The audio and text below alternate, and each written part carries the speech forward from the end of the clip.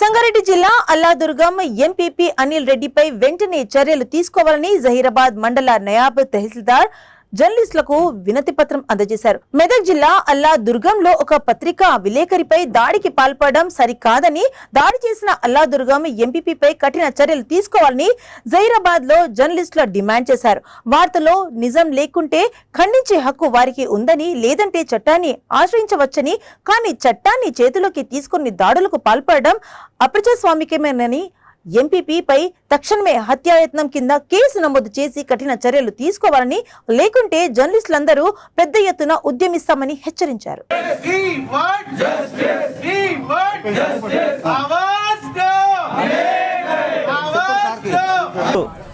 సాక్షి జర్నలిస్టుపై జరిగిన దాడిని జహీరాబాద్ జర్నలిస్టులందరి తరఫున తీవ్రంగా ఖండిస్తున్నాం.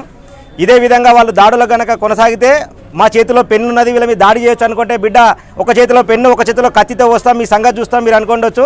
జర్నలిస్టులు దాడి చేసిన వారిని వెంటనే శిక్షించాలి, ఎంపీపీని బర్తరఫ్ చేయాలని చెప్పేసి జహీరాబాద్ జర్నలిస్టుల తరఫున మేము డిమాండ్ చేస్తున్నాం.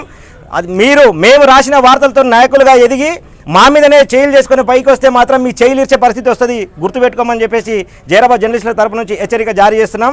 ఇదే పునరావృతం కాకుండా ఉండాలంటే రాష్ట్ర ప్రభుత్వం వెంటనే ఆ యొక్క ఎంపీపీపై చర్యలు తీసుకొని ఆయన బర్తరఫ్ చేయాలి. నమస్కారం. ఈరోజు జర్నలిస్టుల మద్దతుతోనే సామాన్య ప్రజలు కూడా వాళ్ళతో వార్తలు రాయించుకొని ఉన్నతమైన పదవులను ఆస్వాదించడం సమంజసం. అట్లాంటి పదవులపై ఉన్నటువంటి వ్యక్తులు జర్నలిస్టులపై దాడులు చేయడం హేయమైన చర్య. ఇది లౌకిక భారతదేశంలో ఈ విధమైనటువంటి సంఘటనలు చోటు చేసుకోవడం ఎంతో దురాదృష్టకరం.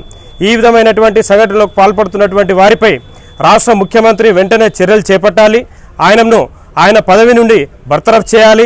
జర్నలిస్టులకు రక్షణ కల్పించాల్సిన బాధ్యత కూడా రాష్ట్ర ప్రభుత్వానిదే. రాష్ట్ర ప్రభుత్వం వెంటనే స్పందించాలి, లేని ఎడల రాష్ట్ర వ్యాప్తంగా ఆందోళన చేసి తీవ్రతరం చేస్తామని చెప్పి హెచ్చరిస్తున్నాం. జర్నలిస్టుల ఐక్యత, జర్నలిస్టుల ఐక్యత.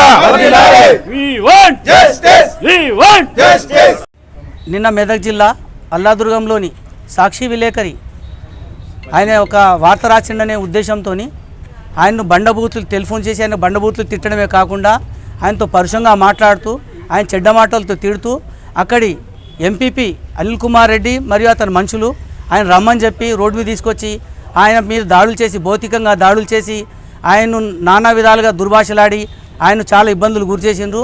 ఆ వ్యక్తిపై చర్య తీసుకోవాలి. ఈ యొక్క దేశంలో ప్రజాస్వామ్యానికి 4వ స్తంభం అయిన పత్రిక విలేకరులు, జర్నలిజం 4వ స్తంభం జర్నలిజం మరియు అన్నిటికీ మూల స్తంభం. ఈరోజు ఎక్కడ ఏం జరుగుతున్నా నిత్యం వార్తలు రాసే విలేకరులపై ఈ దాడులను ప్రతి ఒక్క ప్రజాస్వామ్యవాది ఖండించాలి. ఇది మళ్ళీ రిపీట్ కాకుండా చూడాలి.